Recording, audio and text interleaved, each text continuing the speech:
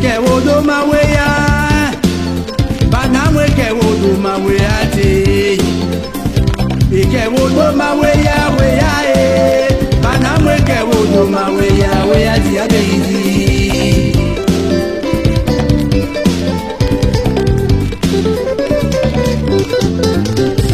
Ike wodo maweya, banamwe. Ike wodo maweya weya banamwe ke wodo maweya weya ti abeyi.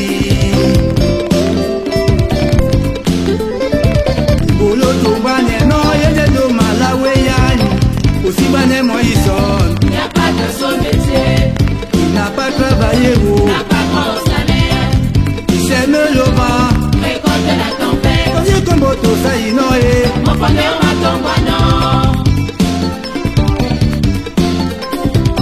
aussi bas ils sont, Il n'y a pas de son métier, il n'a pas travaillé, il n'a pas grand salaire, il sème le vent, récolte la tempête. quand il comme auto ça y noie. Mon bonheur m'attend non.